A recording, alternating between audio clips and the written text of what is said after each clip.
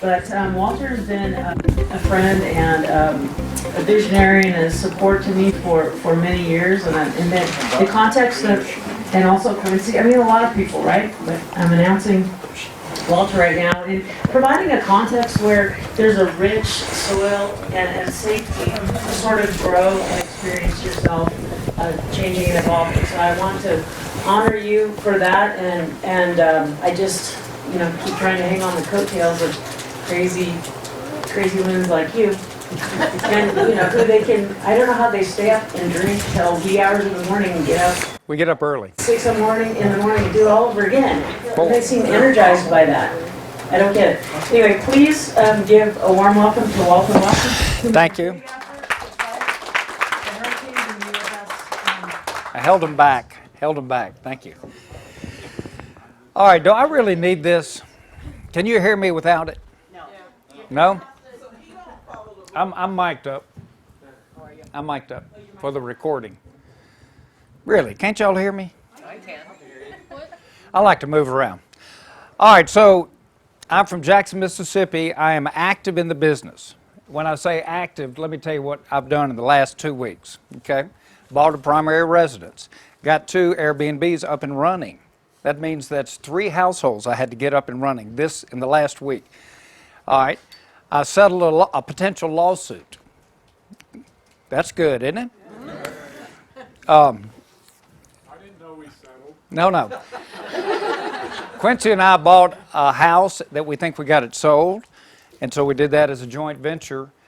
Last week I had Bill Boyum, who is a federal judge and retired federal judge and attorney from Asheville, came. You guys met him.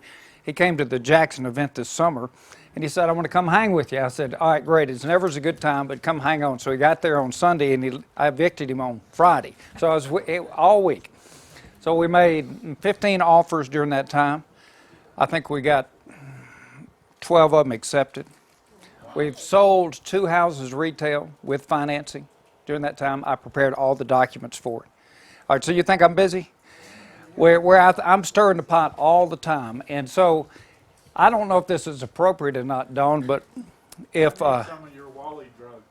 anybody wants to come and hang out from a Wednesday through a Saturday, you write the check to your nonprofit, whatever you think that's worth, and I'll give you a place to stay. What about food?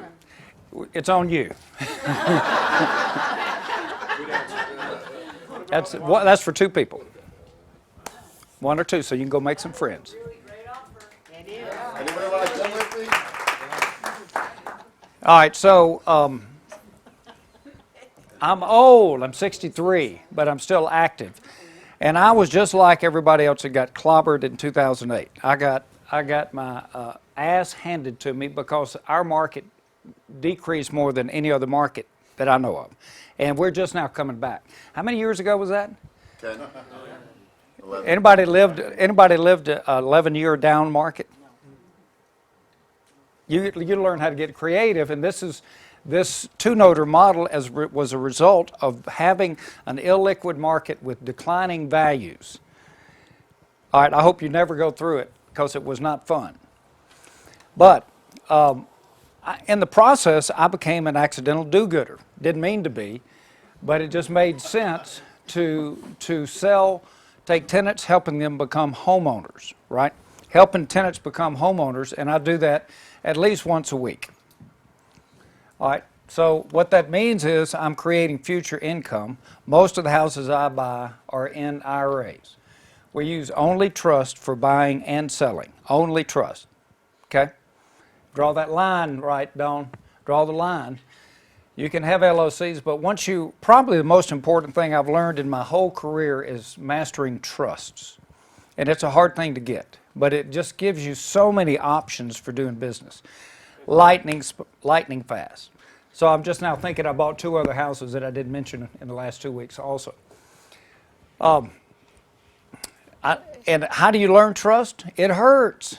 It really hurts. Just like IRAs hurt. Seller financing hurts. All that stuff hurts to learn. Short-term rentals. Didn't that hurt to learn it?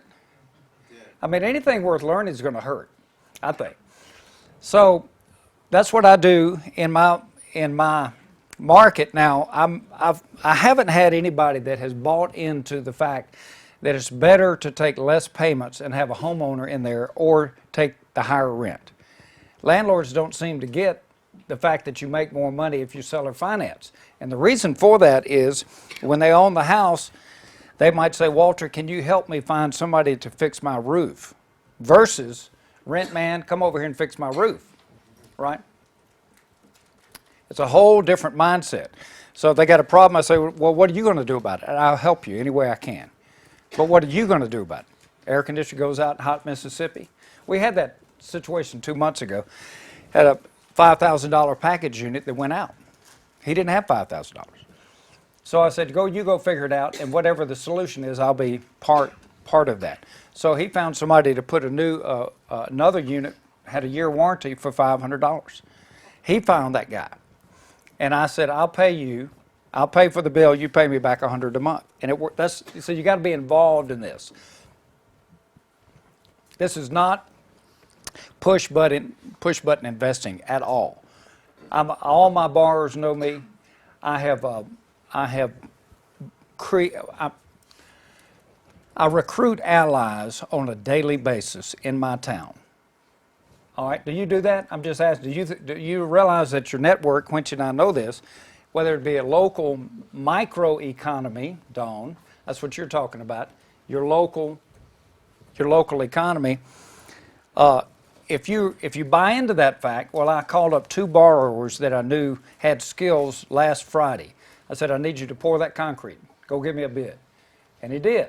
Now, why wouldn't it make sense for me to encourage money coming to the borrowers who pay me?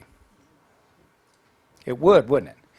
So last Wednesday, I met with Dallas Ketchums, who's my oldest son's partner, to meet with a church leader who's in charge of the affordable housing in this area in South Jackson, along with a foundation.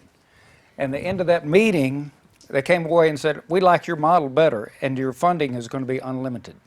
Because people buy into the do-gooder. So just put it on a hat, be a do-gooder. Well, it is good for it's good for them. It's good for the communities. In the houses, you harness the labor of your tenant buyers. It may not be their labor, it's who they know. Because I'm in workforce housing, this would be C properties. Everybody knows a roofer, everybody knows somebody to clean a yard, everybody knows this, plumber. I got a brother who, that's the world. I'd rather work in that world than I would the expensive house world in my market. Because twice I bought a $600,000 house and sold it for $300,000, twice. In my market, I don't want to be in the expensive house. I want to know what's the most you can lose on something. That's what I want. I want you to tell me.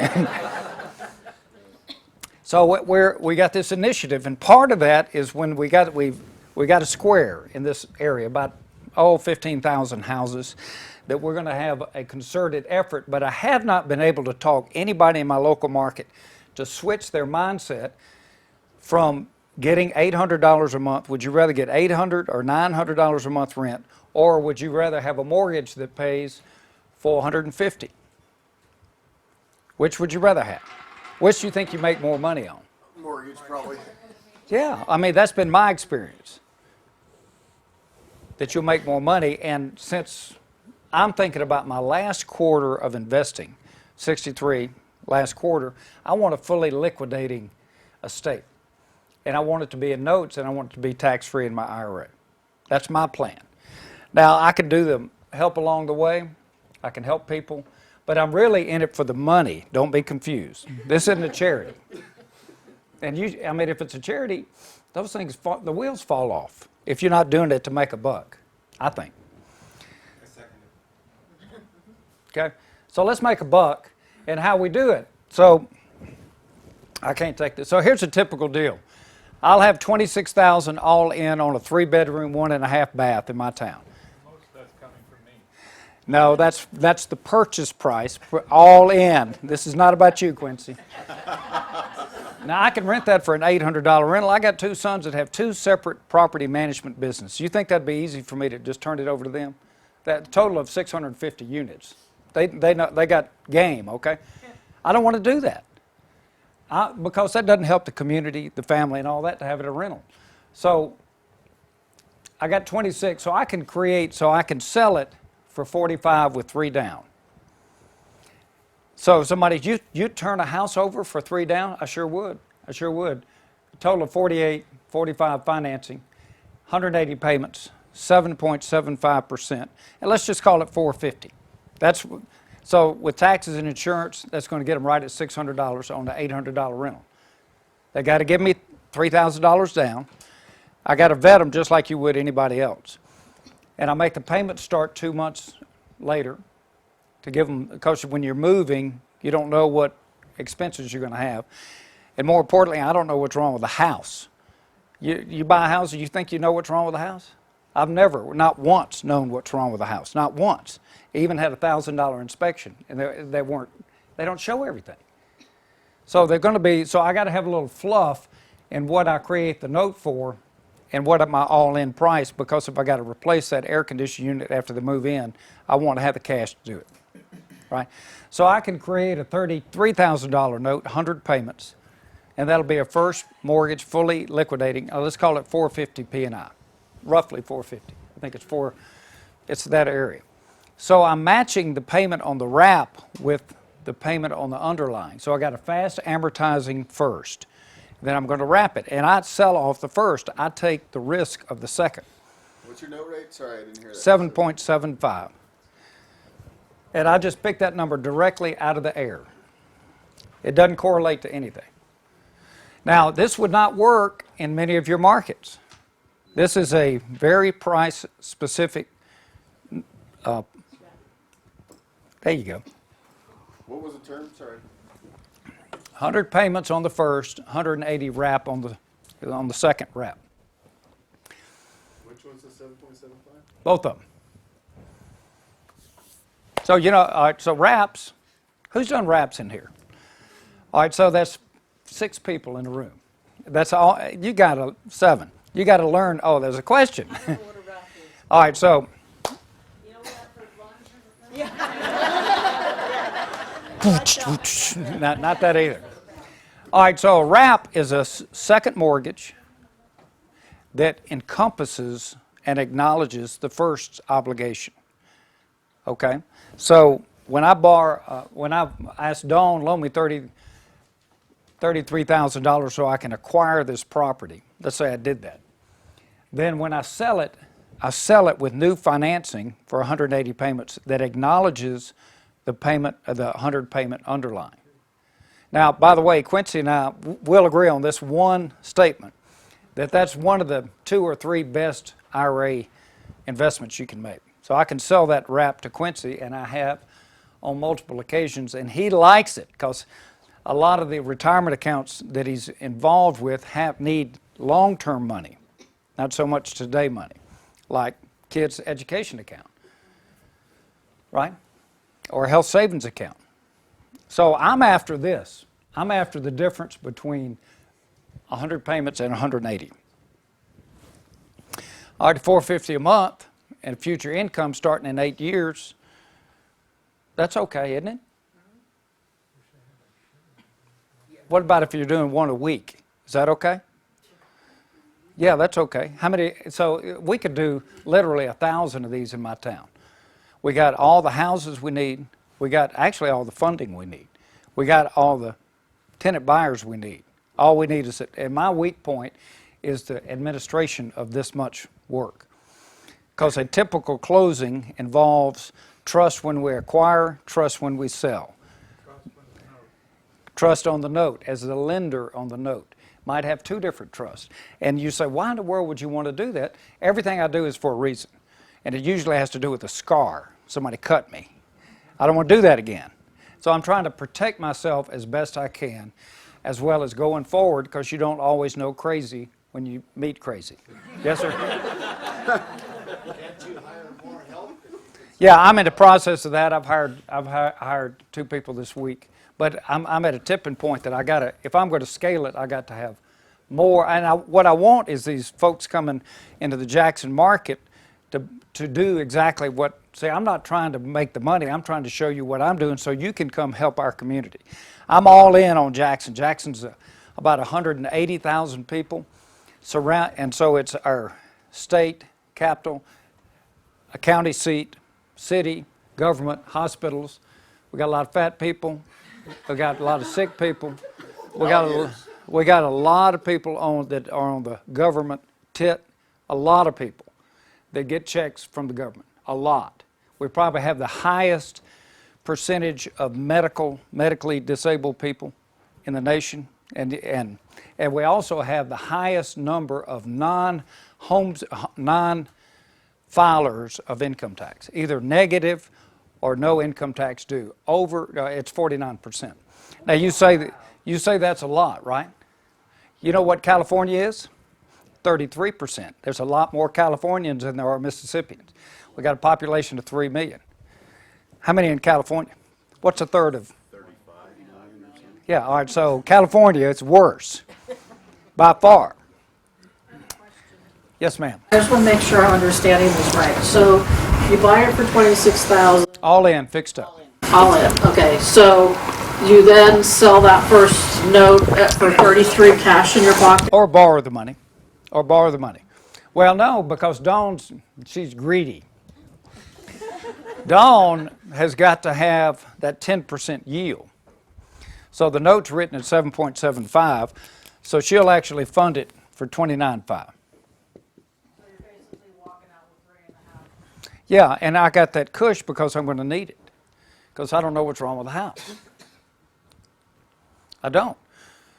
Well, this morning, we're replumbing a whole house. Somebody stole the copper pipes underneath the house. We found that out today. So I mean, we're in an area that needs a lot of help. And I live in Jackson. All my kids live in Jackson. My brother lives in, my mother. You know, I could live out in the suburbs where we wouldn't have this problem, but they don't need my help. Suburbs are doing just fine. Jackson has poor road infrastructure, higher crime, and a lot more people that are dependent on getting those government checks. In Mississippi, if you own a property and you're medically disabled, you don't pay any property taxes. So I like selling to medically disabled because most of them are faking it anyway. The guy who poured my concrete was medically disabled. He said, my back's hurting. He poured the concrete on Friday of last week. All right, I'm a little sharp, aren't I? I'm a little slow on this. So, you paid Greedy Don for $450 a month, Yeah, and they pay you $450 a month that's right. It's a wash. wash. It's a wash. I don't make any money. until the back end. If I can capture that, I can put that in my pocket, the down payment. Okay. But it's not a big money maker on the front end. I could do it a lot of different ways, but it puts Greedy Dawn in a position, she's got a safer position because it's a fast amortizing loan. Yes, sir. When you say you don't know what's wrong with the house, don't you check something about it? You just don't. Yeah, but it doesn't matter. Listen, I bought a brand new house, and 1 year later, I sold it 10 years ago. We had 3 pages of one-line items wrong with that house. A brand new house. You don't know what's wrong with the house. Yeah, but you must go in there and look and have a general. Yeah, I always know that I got to build some fluff in here, or I'm not going to do well. What if it's so much that you lose? How do you get out of that situation? Well, that happens all the time. That happens. Well, I've taken plenty of losses, but what I'm saying is, then you get the guy who can fix the house and sell it to him. Sell it to the guy, the fixer guy, as a homeowner. Then, so now I've got the labor covered for them to go do it. You see, Still paying her. yeah. Now, so, but is that okay for her? She's got a priority position. She's got a fast amortizing loan. And not only that, she could say, I want that note, and it couldn't even be her money. It could be isn't that what you do? The Dawn, the note queen? Don't you often get a slice of a 100 payment note for putting somebody in a deal? Yep. All right, how would you do that? Come here. Come on. You see, she's leveraging my game right there. Yeah. So you're not selling these on contracts for deeds? They get a deed, They get deed. It's a seller finance deal, straight up new mortgage and everything. a new seller finance mortgage. What was, what do you, what So so you're going to buy the note, but you don't want to use your money. Yeah, 30. Pay attention to the AV guy.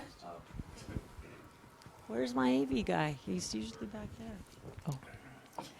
Oh. So 29.5, I'm just trying to recreate Just, it because I can't think. Don't worry about that. that. I mean, it's close enough.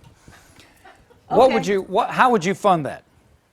How would you fund the 29 purchase of a 33? Well, what I could do is find, it could be as simple as, I have one of my investors who's happy with 7 3/4, and they'll pay 33 for it. And So I you'll only have, take- you got the discount. I could make $3,500 just for putting my investor in there. I could do that. Or I could say they'll just put up the 29.5, and because the yield spread's not huge, but I don't know, maybe I'll get $40 a month Right. off of that deal. And yeah. Yeah. So you see, that's what the note queen does. She takes opportunities, and by the way, that's what the cue ball does too. And that's what I do, is we all take the opportunities in front of us and we figure out how to leverage somebody else into the deal to keep our outflow the minimal. That's what we do. You just answered my question. Now, Why did you bring in Greedy Dawn? Greedy Dawn, do you have a question? Yes, I do. Just to clarify, the 33,000, that's the note that you generated from your property, and you're selling it to Dawn. Yeah, basically I just borrowed the money from her. I borrowed 29, she funded 29.5, but the note reads 33. Okay, because she got That's higher buying a yields. discounted note. Right. See, let me make a point just a second. You heard Sabrina talk about all that hard crap, right? Yeah. I'm originating these seller finance notes. I don't have to wonder about who the borrower is, the property, the quality of the title, all that. I'd much rather generate a note than buy a note. I bought 2 in my life. That's just me. Because me being in this market, if there's a problem, and there will be a problem on some of these, I know how to solve the problem. Take it back, go sell it again. So you think in your mind, woe is me, what's the worst thing that can happen? Is I have to take it back. No, that's not a bad thing. That's a good thing, because in our market, our business cycle came down and we're coming up like this, and every house that I've ever taken back, I've made $10,000 more money by taking it back and reselling it. Every one of them. And I'm talking about, that's about a third more, or 25% more. So don't think it's a bad thing that you got to get back involved. It's just another chance to get a bite of the apple. I've never done a wrap. Is a wrap basically just an addendum to the note? Is that all it is? It's just a document? Well, you're right, all it is a document. But, see, look, we could talk hours on wraps, but it's a second mortgage that you can create whatever term, whatever interest rate you want, whatever amount you want. See, I wrapped my profit. You remember, we created the note for 45. Well, I had a 33 loan on it, so how much did I make? How much was my wrap equity? It was $12,000, wasn't it? Day one, and that's a typical deal. Difference between what's owed on the first and what's owed on the wrap. So logistically, there's a first and a second. It's not Yeah. a first with this addendum that wraps it. But you could do it that way. I just don't choose to do it that way. This is the first note, and that's smaller, and this is a bigger note. My right hand's way bigger, and it's wrapping that. So when they pay me this, I keep a little spread. He can't take it. Okay. He can't take it. I just want y'all to know that the next time I get to speak, I won't be speaking all this negative stuff that is important for you to know. Wait a minute. And I'm going to show you 4 different ways to do the exact same deal. So there's a variety of ways to do a deal, and that's part of the point I'll bring up later. Well, you got to have a Walter's template. only giving you 1 out of 4. So.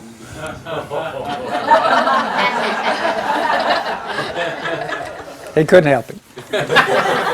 I'm so proud of him because I got this far in the presentation before he corrected me. I mean, this is a miracle. It's kind and gentler. He's been busting my chops for at least 15 years, correcting every word I've ever said. Now, I'll tell you what, he's never liked one document I've ever created, not one. But that's okay, I'm out there doing it. See, here's the thing.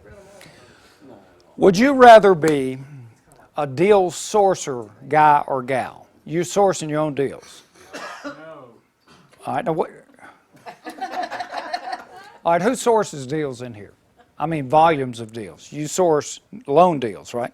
When you say source, what do you mean? I mean go out there and do all the marketing to find deals. Yeah, I find houses all the time. Okay. All right, so we got four in this room. All right, what about the rest of you? What do you guys do? You think this is a Kiwanis Club? This is real stuff. He can't take it. Wait, Walter, wait a minute, come here. Why did I answer that question no? All right, so I asked Quincy this question yesterday. Which is better, to be a deal sourcer person or have a network that sources the deals for you? Thank you, Walter. No, not the sourcer. It's too much work. It's kind of like if you're going to go sell Dawn's, she'll create these videos, right? And she'll put them out there for a price. Would you rather create the content for a course, or would you rather just go sell the course? Create the content. No, it's too much work. No. Have you done that before? Well, it's a lot of work, but look at let's look at Brandon Burchard. Well, I don't know who that He is. launches a course, he makes like $7 million. You can still make the same money, just you don't have to create the content. You could make the same money being part of my deal or anybody else's deal without the brain damage of sourcing. And you know how many people I talk to every day? I get about 150 phone calls every day. Yeah, that's right. That's brain damage. It's easier for him to write a check and be a part of it. It's much easier. He can do more deals. So the point is, that's what Quincy and I started in 2010. We were sitting around drinking and trying to figure out how we can go get around like-minded people on a cruise, and that's what we started. We had 44 people. Didn't charge a dime. Come on, let's go. We'll have seminars. You get up, if you got something to say, get something to say. And we had a blast. And so we've done that more than 10 times now. And it's not just educational, we go on different trips. And those trips that are not educational probably are more valuable. Because what we've created is a very sharing, caring group of people who you can buy implementation speed. That's what we do. Is you want to implement something, if I had a problem like Mary Hart, I talked to her today. Mary Hart's an attorney in Asheville, and I had a question in the past about something, how Medicaid works. I don't want to have to go research that. I pick up the phone and say, Mary, how does this work? She said in 2 minutes how it works. And of course, Mr. Answer Man here, he can't give a 2-sentence answer. You know, there isn't one in this world. But wait, you know, you can't make one statement that's absolute about anything regarding IRAs. Not one. Yes, you can. No. Yes, you can. No. Inherited Roth IRAs are the best thing ever. Okay, I'll agree with that one. If you know how to use it. Yeah, Quincy got that one. So, I mean, think about this. What Dawn has created here and you're a part of is huge, though you don't see the benefits today. You see what my skill set is, Quincy's, Dawn, other people in the room. You say, when that problem comes up like trust, I answer trust questions from people around the country at least 5 or 6 times a day. Get them past the whatever point they're stuck. Now, by the way, I couldn't get in law school and I almost failed accounting. Okay, let's get that clear. I'm not giving legal advice. I'm just saying here's a guy in the trenches I create more trust than anybody you'll ever know on a weekly basis. So do you do a new trust for each? Everything is new. Everything is new. It's dividing your assets. And the trust is, so you just do like It's a payout title holding trust for property, a title holding trust for paper, How is that compared to like a trust that you have, you know? like a living trust. Well, so there's a bunch of different kinds of trust. Oh, All right, we're just talking about title holding trust. just a title holding trust. When I all right, so for personal property would be a personal property trust. So who's got a boat in here? Anybody got a boat? How do you hold title? Right now, it's just in my name. Good. Has anybody ever had propeller rash? All right, so you see how you're risking everything you own by having a asset that has a potential of having an accident. So why not separate that asset away from you, put it in some kind of trust? Now, it may or may not help, but I think it will.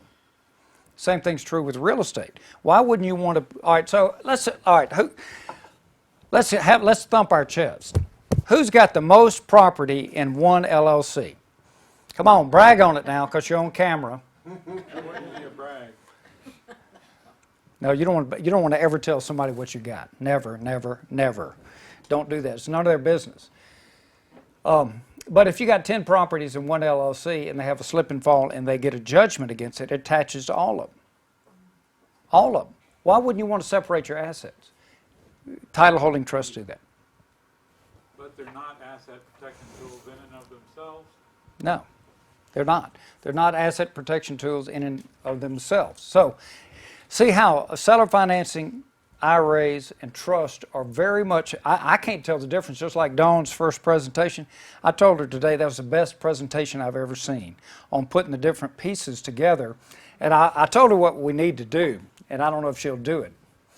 But we need to sit down in a recording studio or somewhere drinking wine and, like stop the play, freeze the play. Now, and have a couple of people say, now this is what I do. This is how I take title. This is your taxable event when you do this. Watch out for this. And get about a panel and a couple of bottles of wine, and let's see if we can record something really good. What about a board game? You guys should create a board game. Too much work. Somebody else go create it. I'll sell it. I mean, brain damage, I mean, you got to choose where you're going to, where your brain cells are going to go.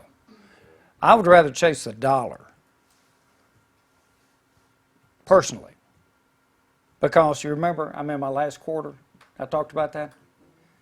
And you guys, you gray-haired guys know what I'm talking about, and gals. All right, so how much time we got? Technically just 5 minutes before dinner. All right, well, I don't want to hold that back. All right, so I'm going to give you, here's an opportunity for you. All right, how many people came to that event in Jackson this summer? We had 2 or 3.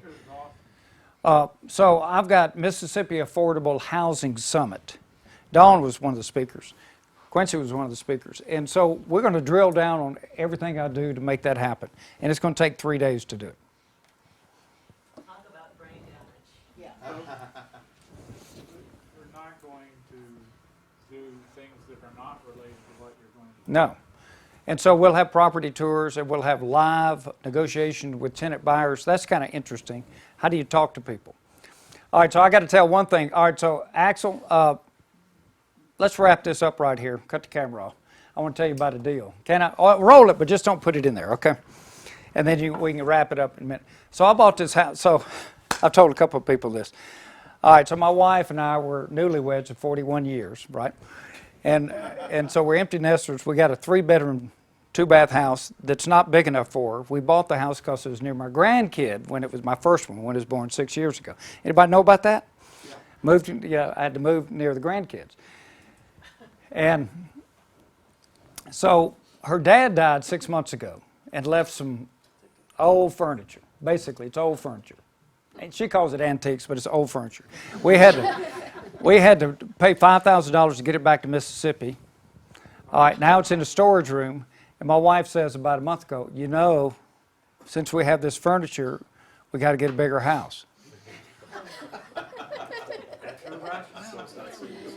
See, I could have paid somebody to burn it on the way, which would have been a lot less expensive.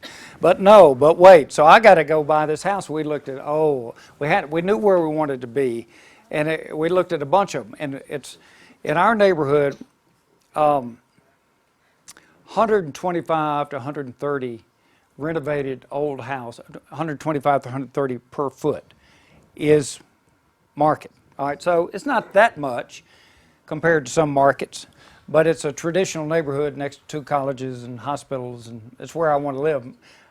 Not just because of my kids, because it's 4 minutes to the courthouse and I'm down there all the time filing documents. I don't want a lot of commute time. So we had, her dad provided the funding for us to go buy this house through inheritance. Okay, so he caused the conundrum and created the funding for it, but I didn't want to use that money. I wanted to use somebody else's money, seller financing, negotiating seller financing. So I can come in heavy with a down payment and get the terms I want. Got it? I mean, so it took me a couple of months to negotiate this deal. He was a little, well, let's just say he wasn't receptive at first. He listed it for $499, and then, I mean, it's a nice house, about 3,000 square feet, in the right location. So he had an offer of $360 cash, but fell out because of the inspection. Old houses, there are things wrong with old houses.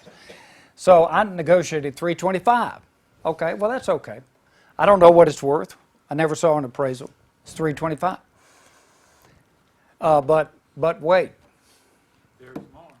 So we negotiated, and this is out of what we were trying to accomplish within our own personal financing. We're going to keep the house that we're living in, which is 3 blocks away, for an Airbnb rental. It should generate, a 3.2 should generate about $2,500 a month, okay, in our market. I bought the house next door when I knew that I was going to have this as an Airbnb. I had negotiated before and owned it and sold it to my sons. I said, you own it for a while and I'll get it back. And so I called them up and said, oh, I want to get it back now. So we negotiated a trade to get it back. And so now I got two in my neighborhood Airbnb. And so now I got some game now. You know, so that's going to create about $4,500 a month in income, those two. Is that okay? Mm-hmm. So I had to get those up and running, plus we're moving and getting our new house. So this is how it went down. 107 down. That's a pretty good downstroke, isn't it? 3% financing. 180 payments. But he didn't want 180 payments. He wanted less. Now, he was actually a real estate guy, so he understood this. But I'm just giving you an example of how you can you can do something without selling out to Wall Street and corporate world. So banks are not part of my life, and they shouldn't be for you guys. I'm just suggesting. Unless you own them. Yeah, unless you own them, because you're giving up your privacy every time you have to fill out that financial statement. Your bankers talk. I promise you they talk. The first place the IRS stops is your banker. Yes, sir? How long have you had these Airbnbs going? I started about 4.5 years ago with my first one. So how often do you run them out? How many times? All right, let me answer that, but I want to finish this story. Oh, I'm sorry. All right. That's another, maybe that's your topic tomorrow. Talk about that tomorrow. But it's a good question. So I said, I want 3% financing. You think you can get seller financing for 3%? Sure. Sure you can. You got to ask for it. You got to know what you want. So I said, all right, I want moratorium on payments. I didn't tell him what that was, but basically it said, we closed 10 days ago, no payments until December. That's no payments, no interest, start in December. Payments, I backed into the number because I wanted a $1,500 a month payment. Okay? And the reason I wanted $1,500 a month because I had offsetting mortgages for $1,000, and the house we bought also has an outside entrance, 1-bedroom apartment that we'll rent to some college kid for $500 a month. You see how I'm matching my outgo with what I have on the books, and I think that's a good plan, isn't it? Matching. So I said, well, I got to buy it in a trust. You mean your personal residence trust? Yeah. Yeah. What's wrong with that? Separating your assets. Created a 208 mortgage, 3%. But I said, but wait, on the 12th payment of every month, I'm going to put down $25,000. You know what that does to the term of the note if you keep the payment the same? What does it do? It shortens the term. So I said, I'll do that the next year, the next year, and the next year. So it turned, and the last payment will be $5,000. So what I have is a 0% interest down payment financing. right?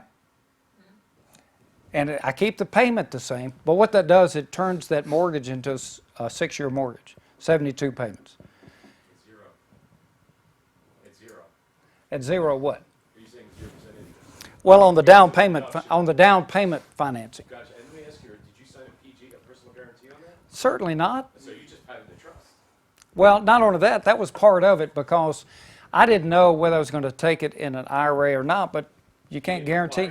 Personal, you didn't say, hey, I need you to sign a PG. It's a non-issue if you know how to talk to people. Right, that's good. Well, the heavy stroke set me apart from everybody else, doesn't it? The down payment. Yeah, that's huge. All right, so it went down. No problems.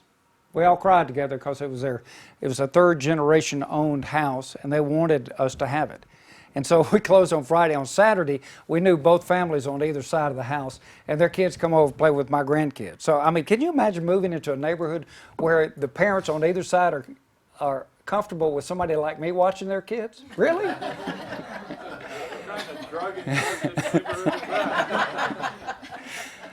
All right, so I just wanted to show you that was an okay deal. But I had to match up with what I had, with what I wanted. And so basically we have offset. It doesn't cost us anything to own that house, except the annual payments that I got to come up with. Somehow that'll come out of my pocket, I'm sure. Yeah, well, let's go ahead and get that out of the way, okay? What do you think?